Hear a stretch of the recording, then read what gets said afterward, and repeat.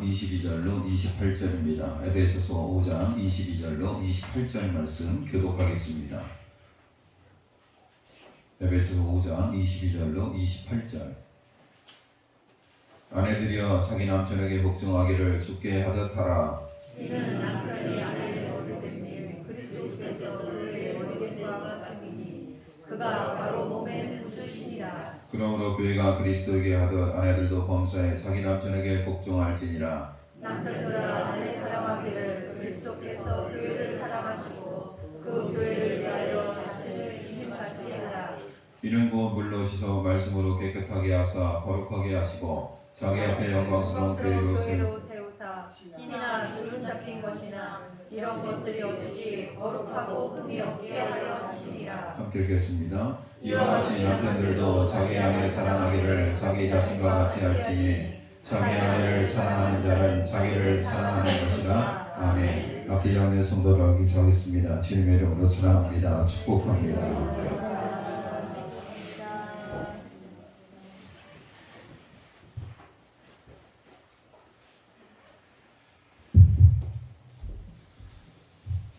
지금 모내기가 한창입니다. 오늘 우리 교회와 또 진틀에서 물을 하시는 우리 성도님들에게도 하나님의 은혜가 함께 하시기를 간절히 소망합니다. 얼마나 고단하고 힘드십니까? 눈먼게 하나님께서 세임 주시고 또 예배를 통해서 용기를 얻는 귀한 은혜의 시간이 될 수 있기를 간절히 소망합니다. 부부 사랑주일 먼저 배우자께서 천국 가신 분들도 있습니다. 그리고 같이 사시는 분들도 있습니다. 하나님 말씀으로 우리가 함께 생각해 보면서 은혜 받았으면 좋겠고, 꼭 부부간의 관계가 아니라 우리가 성도와 성도와의 관계, 또 주님과 우리의 관계 속에서 말씀을 이해하고 서로 격려하고 은혜 받는 귀한 시간이 되었으면 좋겠습니다. 오늘 설교의 핵심적인 내용은 사랑과 관심은 베푼 만큼 돌아온다. 사랑과 관심은 내가 베푼 만큼 돌아온다 라는 이야기입니다. 우리가 사랑받고 인정받는 것은 내가 한 만큼 받는다 라는 그런 말이 있습니다. 부부관계의 가장 좋은 측면에는 칭찬, 서로 격려하며 위로하는 것입니다. 부부란 무엇인가? 어느 시인이 이렇게 얘기했습니다. 부부란 무더운 여름밤 멀찍이 잠을 청하다가 어둠 속에서 엥 하고 모기 소리가 들리면 순식간에 둘이 합치하여 모기를 잡는 사이다. 이게 부부라는 이야기예요. 남편과 부부가 서로 떨어져 자요. 혹시 집에서 침대에서 한 침대에서 서로 꼭 끌어안고 주무시는 분 가만히 계세요. 꼭 끌어안고 주무세요? 더우면 답답하잖아요. 떨어져 자잖아요. 그렇잖아요. 부부는 따로 떨어져 자다가 모기가 엥 하고 소리가 들리면 순식간 둘이 앞에서 모기를 잡는 사이가 바로 부부다. 부부는 사계절을 꼭 맞이한다. 사랑하기 좋은 봄날과 상대방을 믿어 주어야만 하는 여름을 지나 권태의 밤과 셀 수 없는 인내의 가을 끝에 소망의 겨울을 맞이하게 된다. 부부는 세월이 가면서 점차 낡고 헐어가는 집을 하나씩 수리하듯 고치고 또 고쳐나가야 하는 사이다. 언제나 리모델링이 필요하다. 부부의 사랑이 식은 것이 아니다. 가정을 허무는 작은 여우들이 있다. 그 여우가 무엇인지 생각하라. 작은 여우가 있다는 이야기예요. 가정의 담을, 사랑의 담을 허무는 작은 여우가 존재한다. 여러분, 맞습니다. 부부를 말하고 있습니다. 지아비가 너무 앞서가면 두부가 되고 어미가 앞으로 가면 부두가 된다는 부부. 그러게 나란히 가는 것이 부부입니다. 누군가 이런 질문을 합니다. 이 세상에서 가장 중요한 사람은 누구일까요? 대답을 해보세요. 자, 최태진 집사님, 이 세상에서 가장 중요한 사람은 누구일까요? 할렐루야. 저한테 방금 문자가 왔어요. 춘식이 아빠. 이 세상에서 가장 아름다운 부부는 우리 부부. 이 세상에서 가장 아름다운 곳은 바로 최태순 또 김홍돈 씨가 사는 우리 가정. 우리 가정이 가장 아름다운 가정. 여러분도 공감하십니까? 여러분의 가장 중요한 사람은 누구예요? 바로 나의 배우자. 나와 함께하는 나의 아내, 나의 남편이 가장 중요한 사람. 이 세상에서 가장 아름다운 부부는 바로 우리 부부. 이 세상에서 가장 아름다운 곳은 그 아내와 내가 함께 사는 우리 가정. 아름다운 부부와 아름다워질 부부를 기대하며 깨끗하고 존경하는 마음으로 부부 생활을 하시길 바랍니다. 부부송이라는 찬양이 있습니다. 김민식이라는 배우가 가수가 부르는 찬양입니다. 제가 노래는 부를 수 없고요. 가사를 한번 읽어드릴게요. 그댈 만나게 하신 주님께 감사하며 오늘도 행복한 아침을 맞이고 우리 함께 만들어온 아름다운 흔적을 눈부시게 바라보면서 그날에 천국에서 다시 만나겠지만 이미 낙원에서 우리는 사느니 당신과 나를 닮은 아이들의 웃음이 하늘나라 종소리 같소. 감사합시다. 어떤 일에도 최선의 길로만 인도하시는 주님의 뜻을 감사합시다. 어떤 날에도 찬란하게 비추시는 주님을 향하여. 부부송이라는 찬양의 가사를 제가 읽어드렸습니다. 영국은 한때 세계적인 선교 국가였을 뿐만 아니라 기독교의 기도 지도적인 국가였습니다. 뛰어난 선교사들이 세계 선교를 주도하며 많은 영향을 주었습니다. 찰스 스펀슨, 또 로이드 존스, 존 스토트, 여러분 이런 사람은 세계적인 속학입니다. 그리고 설교학자들입니다.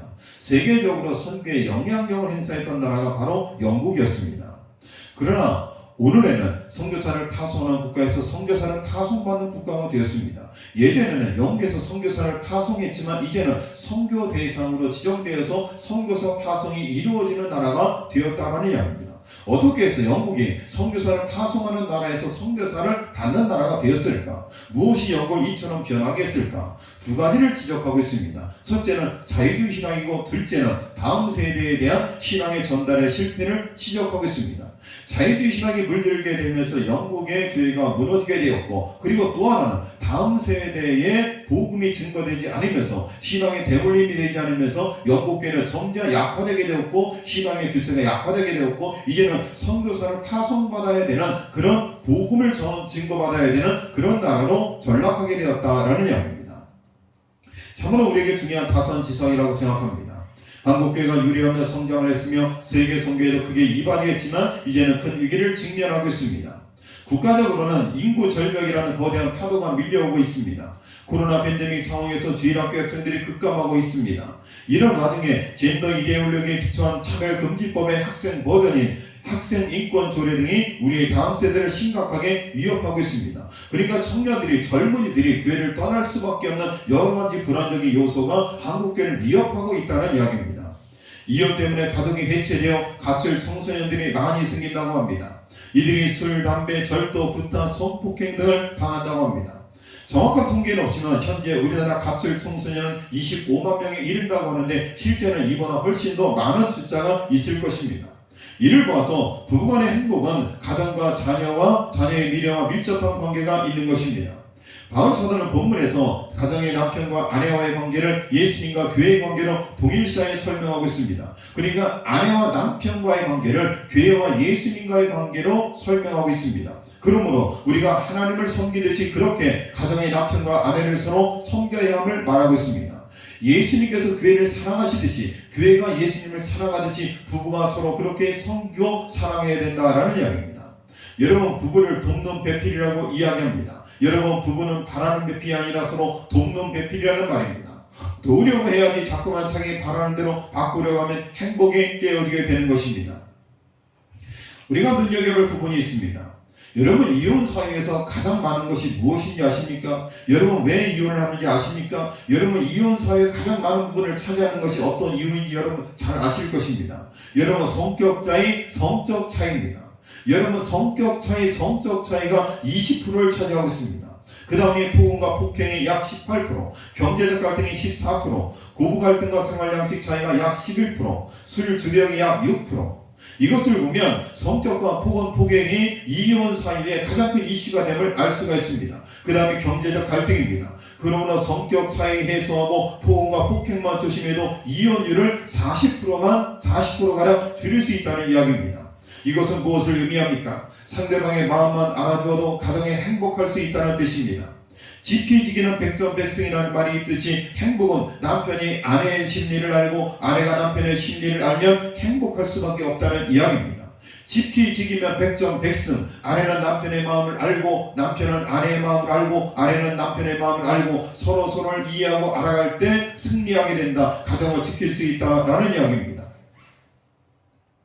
감사하게도 하나님께서 성경을 통해서 아내가 할 도리, 남편이 할 도리를 여러 가지로 말씀하지 않고 단 한 가지씩 말씀해 놓고 있습니다. 첫 번째, 아내는 남편에게 복종해야 합니다. 본문 22절에 보면 아내들이여 자기 남편에게 복종하기를 주께 하듯 하라. 아내 여자들이여 이것을 꼭 알아야 합니다. 여자도 인정받는 것을 좋아하지만 남자들은 인정받는 것에 목숨을 겁니다. 여러분 잘 들으셔야 돼요.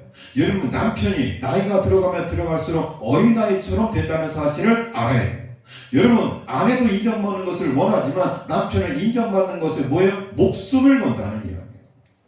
남자는 인정받을 때 비로소 행복감을 느낀다는 이야기예요. 그래서 하나님께서는 남자들이 이런 생리를 하시고 아내에게 남편을 인정하는 방법으로 복종하라고 명령하십니다. 아내가 남편의 말에 복종할 때 남편은 뭘 느껴요? 성취감을 느끼고 행복감을 느끼고 인정받는다고 생각하는 거예요. 어떤 이야기를 할 때마다 반대적인 이야기를 하고 계속 브레이크를 걸면 남편은 어떻게 돼요? 의기소침하게 되고 인정받지 못하게 된다, 인정받지 못한다고 생각하며 불행감을 느낀다는 이야기입니다. 여기서 아내가 남편에게 복종한다는 것은 남편이 아내보다 우월하고 더 훌륭하기 때문이 아니라는 이야기예요. 여러분 요즘은 아내가 남편보다 훨씬 더 훌륭한 가정이 훨씬 더 많이 있습니다. 여러분 여자가 못났기 때문에 남편에게 복종하라는 것이 아니라는 이야기입니다. 남편이 비록 훌륭하지 못할지라도 가정의 질서상 남편을 가정의 책임자로 하나님이 세우셨음을 인정해야 된다라는 이야기예요. 그렇다고 남편이 아내는 복종해야 한다는 말을 빌미로 복종을 오용해서는 안 됩니다. 당장 집에 가서 여러분 당신 설교 들었지? 목사님 말씀하셨잖아. 성경에 나오기를 남편에게 복종해라. 그렇게 무조건 잘못된 것까지 무조건 복종하라고 강요하는 것은 성경 말씀은 잘못 해석하는 것이다 라는 이야기입니다. 오히려 그럴수록 아내의 말에 더 귀를 기울여야 하고 좋은 의견을 수용해야 합니다. 하지만 아내는 마지막 결정은 남편이 하도록 유도하는 것이 남편을 행복하게 만드는 방법을 알아야 됩니다. 여러분 가정이 중요한데요. 여러분 소소한 것들은 아내에게 다 양보할 수 있어요. 그러나 가정의 중요한 결정사항은 남편의 결정에 따라야 된다라는 거예요. 빅토리아 여왕이 그의 남편 알버트와 사소한 일로 말다툼을 벌였습니다. 남편이 알버트는 흥분을 이기지 못하고 자신의 거실로 자리를 옮겼습니다. 이 여왕은 그의 방에 노크를 냈습니다. 알버트가 누구요? 그러자 빅토리아 여왕이 영국의 여왕입니다 라고 했습니다. 여러분 알버트가 문을 열어주었을까요? 열어주지 않았을까요? 열어줬을까요? 나는 영국의 여왕입니다. 안 열어줬어요. 문을 열지 않았습니다. 계속해서 말해도 안 되자 다음과 같이 대답했을 때 문제가 해결되었습니다. 여러분 빅토리아 여왕이 무엇이라고 이야기했을 때 알버트가 문을 열어주었을까요? 뭐라고 했을 때 열어주었을까요? 성은형 맞춰보세요. 남편이 문을 언제 열어줬을까요? 당신의 아내예요. 그때 문을 열어줬어요. 영국의 여왕입니다. 안 열어줬어요. 여러분 국가의 최고 수반인 여왕이지만 부부관계 속에서 뭐야? 동등한 관계예요. 부부관계 속에서도 나는 영국의 여왕입니다. 안 열어주는 거예요. 나는 당신의 아내입니다.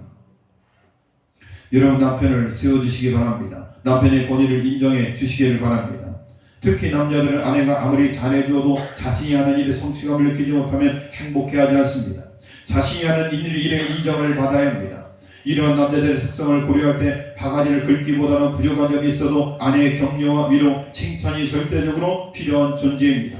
남편은 바가지를 긁어서 변화되는 존재가 아닙니다. 여러분 남편에게 바가지를 한번 팍팍 긁어보십시오. 절대로 남편은 변화되지 않습니다. 그러니까 성경에서 아내의 바가지는 비 오는 날에 쉴 새 없이 떨어지는 빗방울과 같다. 야 정말 기가 막힙니다. 아내의 바가지는 비 오는 날 쉴 새 없이 떨어지는 빗방울 같다. 무의미하다는 이야기예요. 부부관계에서 변화에 가장 좋은 촉매제는 칭찬입니다. 한 심리학자는 비판과 칭찬의 영향을 분석한 결과 한 번의 비난에 의한 상처를 치유하려면 9번의 칭찬이 있어야 한다라고 이야기했습니다. 그러니까 한 번 말을 잘못해서 상처를 주면 8번 계속해서 칭찬했을 때 그 상처가 치유될 수 있다는 이야기입니다. 직장에서 해고당한 사람이 있었습니다. 직장에서 다시 말하면 잘려서 집에 돌아가 아내에게 이야기했습니다. 여보, 나 직장에서 잘렸어. 할렐루야! 당신 잘 잘렸네. 감사해. 그동안 애만 있었어. 이제는 집에서 푹 쉬세요. 우리 시동교회 모든 여자 권사님들 집사님 그 아마도 그렇게 이야기할 거예요. 할렐루야! 여보, 나는 이제 당장 올해부터 농사를 그만 짓기로 했어. 할렐루야! 그동안 애만 있으셨습니다. 고생 많이 하셨습니다. 이제는 저랑 행복하게 놀러 다니면서 즐겁게 삽시다. 우리 모든 권사님들 그렇게 이야기할 거예요. 할렐루야. 왜 아무도 아멘 안 해요? 제가 우리 사모님한테 친정 갔으니까 하는 얘기지만, 여보, 목사님도 정년이 몇 살까지예요? 70살까지, 70살까지. 여보, 한 70세까지 하기는 그렇고 나는 65세까지만 하고 그만 두려고. 그랬더니 저희 사모님이 할렐루야! 까불고 있네, 70까지. 그랬어요, 집사람이. 없으니까 내기. 남편이 직장 잘렸다고 이야기를 했어요. 그러니까는 부인이 이렇게 얘기했어요. 드디어 당신이 문학을 본격적으로 할 수 있게 되었군요. 해고당한 일이 얼마나 좋은 기회라는 걸 알기나 하세요? 그렇게 이야기를 했어요. 아내는 남편을 격려한 뒤에 돈을 꺼내놓았습니다. 이럴 줄 알고 당신 봉급에서 따로 마련했던 돈이에요. 당신이 명장을 쓸 동안 이 돈으로 살아요. 야, 이분이 정말 멋지잖아요. 직장에서 잘렸는데 이 남편이 글재주가 있었나 봐요. 그리고 이 남편이 글을 쓰고 싶었나 봐요. 이 남편이 소설가가 되고 싶었나 봐요. 그런 자질이 보였었나 봐요. 그래서 언젠가는 글을 써야 되는데 글을 쓰기 위해서 뭐가 있어야 돼요? 돈이 있어야 돼요. 그래서 조금씩 돈을 모아놓은 거예요. 그리고 직장에서 잘렸다고 이야기하자마자 잘 됐습니다. 잘 됐습니다. 이 돈으로 생활하면서 당신은 글 쓰는 데 집중하세요. 그렇게 아내가 이야기를 했다는 거예요. 여러분, 남편이 정년 퇴임을 선포할 때 그렇게 격려할 수 있는 여러분 되시기를 주의 이름으로 간절히 축원합니다. 여자들이 아멘 안 하네. 뼈가 부러져 가루가 될 때까지 일을 해야지 지기는 내죠. 그래서 탄생한 명작이 있습니다. 나타니엘 후손의 명작 주홍글씨라는 소설이 그렇게 탄생을 했습니다. 아내들이요, 남편이 부족해도 격려와 위로를 해주시기 바랍니다. 그럴 때 아내를 사랑하게 됩니다. 자, 두 번째, 남편은 아내를 사랑해야 됩니다. 남편들아, 아내 사랑하기를 그리스도께서 교회를 사랑하시고 그 교회를 위하여 자신을 주신같이 하라. 남편들이 아내를 사랑하되 그리스도께서 교회를 사랑하신 것 같이 하되 자신을 주신같이 하라는 말은 사랑을 하되 희생이 있는 사랑을 하라라는 이야기. 여러분, 아내를 사랑하되 어떻게 해요? 희생하라는 이야기. 여러분, 입으로 말하는 사랑은 아무 의미가 없다는 이야기. 여러분, 사랑한다면 자기를 희생해서 아내를 사랑하다라는 이야기. 남자도 관심을 받고 싶어 하지만 여자는 관심을 받는데 목숨을 겁니다. 자, 남편은 칭찬받는데, 격려받는데, 인정받는데 목숨을 걸고 여자는 관심받는데 목숨을 겁니다. 아내는 자기의 남편으로부터 관심을 받을 때 행복을 느낍니다. 장부가 하나에는 이것이 좋다, 저것이 멋지다, 그것이 아름답다 등 아내의 행동과 변화에 대해서 남편이 사랑의 말과 행동으로 관심을 표현해 주어야 합니다. 아내는 남편의 관심을 갖고 있을 때 사랑을 느끼며 그로 인해 진정한 행복감을 누리게 됩니다. 아내가 인생이라는 연두에서 청중들로부터 길박스를 받는다 할지라도 단 한 사람, 인생의 동반자인 남편에게서 칭찬을 받지 못한다면 행복할 수 없다는 일. 세상 모든 사람들에게 인정을 받고 박수를 받아도 같이 사는 동반자의 남편에게 인정받지 못하고 칭찬받지 못하면 아무 의미 없고 행복하지 않다라는 일. 자, 한 예를 들어봅시다. 아내가 눈 밑에 생긴 주름을 보며 남편에게 하소연을 합니다. 아내가 남편에게 이렇게 하겠습니다. 여보, 이 주름 좀 봐. 나도 이제 할머니가 다 됐어. 이걸 어떻게 하면 좋아? 눈가에 주름이 생겼어요. 어떻게 하면 좋아? 남편이 이렇게 이야기합니다. 여보, 걱정 마. 요새 주름살 없애는 방법이 많아. 주름살 빼는 보톡스 수술도 있고 리프팅도 있고 주름 없애는 화장품도 있다던데 라고 이야기합니다. 이 아내가 이렇게 이야기합니다. 아유, 시끄러워. 다 당신 때문에 내가 마음고생해서 오늘날 입꼬리 됐지 뭐야? 그러자 남편이 또 이렇게 이야기합니다. 내가 뭘 어쨌다고? 그리고 지금 와서 그걸 따지면 어떡해? 방법이 있는데도 바가지나 긁으면 나더러 어쩌라는 거야? 그렇게 대응을 합니다. 여러분, 이것이 보통 부부들이 하는 일상적인 대화예요. 저희 집사람이 친정 갔으니까 하는 얘기지만, 여보, 제 얼굴 좀 보세요. 기미가 가득하고 지금 깨가 너무나 많아요. 이 깨 좀 털어주세요. 그렇게 이야기를 하는 거예요. 여보, 깨 태는데 얼마나 드는데 한 4,500만 원 들어갈 것? 여보, 깨가 있으니까 더 이쁘구만. 제가 그렇게 이야기한 이유는 정말 이뻐서가 아니라 돈이 아까워서 그렇게 이야기해요. 솔직히 얘기하지. 없으니까 하는 얘기, 솔직한 얘기잖아, 진짜. 여기서 아내가 남편으로부터 듣고 싶었던 답은 해결책이 아니라 위로와 관심이에요. 남편은 다 돈으로 해결을 하려고 합니다. 그런데요, 다 다 돈으로 해결하는 것도 괜찮은 남편이에요. 돈으로 꾀를 털어주고 쌍꺼풀 수술을 해주고 리프팅을 해주고 보톡스를 하고 여러분 다 돈이 들어가야 되는 거예요. 여러분의 아내가 여보 얼굴이 처졌어 눈이 처졌어 꾀가 너무나 많아 그럴 때 돈을 들여서 미용 수술을 해주고 시술을 해줄 수 있어도 괜찮은 남편이 아닐까. 그렇게만 해도 위로가 되지 않겠습니까? 아무도 대답 안 하네. 그런데 설교의 내용은 그게 아니에요. 저는 그렇게밖에 말할 수가 없어요. 남편은 다 돈으로 해결하려고 합니다. 자신이 결론을 다 지어버리려고 합니다. 이때 남편이 아내에게 이렇게 이야기해주면 남편이 행복해한대요. 잘 들어보세요. 당신은 어떻게 돼도 예뻐. 쪼그랑 할머니가 되어도 나한테는 당신이 최고야. 아이고 나랑 애들 뒷바라지 하느라고 주름살이 생겼구나. 당신 정말 고마워. 할렐루야. 남편들 이렇게 이야기해주란 이야기예요. 왜 아무도 아멘을 안 해? 그러면 돈을 주지 않아도 아내는 행복해한대요. 자, 사모님 묻습니다. 사모님 고개를 짚고 있어요. 말 필요 없다는 이야기. 당신은 늙어도 예뻐. 나에게는 최고. 이런 말 필요 없다는 이야기. 돈 투자해서 깨를 털어달라는 이야기예요. 하여튼 우리 설교하고 맞지가 않아. 저희 부부는요 로또예요. 로또. 왜 로또인지 아세요? 하나도 안 맞으니까 로또예요.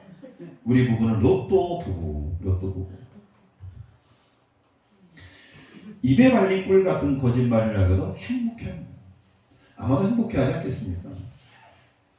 저도 저희 어머니에게 그런 말씀을 아버지에게 해주라고 부탁을 했었습니다만, 여보 당신 삼남매 키우느라고 정말 고생 많이 했어. 애 많이 썼어. 고마워. 감사해. 우리 천국 가서 만납시다. 또 남편은 아내에게 여보 정말 고생 많이 했어. 나 만나갖고 정말 고생 많이 했네. 애들 키우느라고 정말 애 많이 썼어. 당신 아니었으면 우리 아이들 이렇게 클 수 없었을 거야. 정말 고마워. 그런 말 한마디. 꿀 같은 거짓말이라고 해도 그 말이 행복하게 만들어질 수 있다는 이야기예요. 아내에게 좋은 선물보다는 특별한 날을 기억하고 관심을 갖고 정성을 베푸는 것이 아름답습니다. 특히 아내에게 함부로 폭언이나 무시하는 말을 내뱉는 것은 곧 아내의 가슴에 못을 박는 것입니다. 입술에 30초가 가슴에 30년으로 남는다는 말이 있습니다. 내가 30초 폭언을 하면 그것이 여자의 가슴속에 30년 상처로 남는다는 이야기. 그러므로 아내가 말대꾸한다고 폭언을 하거나 폭행하면 평생 가슴이 못을 박는 것이 됩니다. 28절에 보면 이와 같이 남편들도 자기 아내 사랑하기를 자기 자신과 같이 할지니 자기 아내를 사랑하는 자는 자기를 사랑하는 것이라고 말씀하십니다. 아내 사랑은 메아리입니다. 결국에는 그 사랑을 베푼 것만큼 남편에게 돌아옵니다. 그리스도께서 교회를 사랑하시고 교회를 위하여 자기 몸을 내어주셨듯이 그렇게 남편은 아내를 사랑하시기 바랍니다. 교회가 그리스도께 복종하듯이 그렇게 아내는 남편에게 복종하시기 바랍니다. 가정을 하나님의 언약이 상속되는 것으로 삼아 기도와 말씀 안에서 부모님의 신앙 유산으로 받고 자녀들에게 신앙을 상속할 수 있는 가정이 되는 것입니다. 성도님들의 가정이 모두 이런 가정 될 수 있기를 주님의 이름으로 간절히 축원합니다. 사랑과 은혜가 많으신 하나님 아버지, 하나님께서 짝지어준 배필입니다. 우리는 바라는 배필이 아니라 돕는 배필입니다.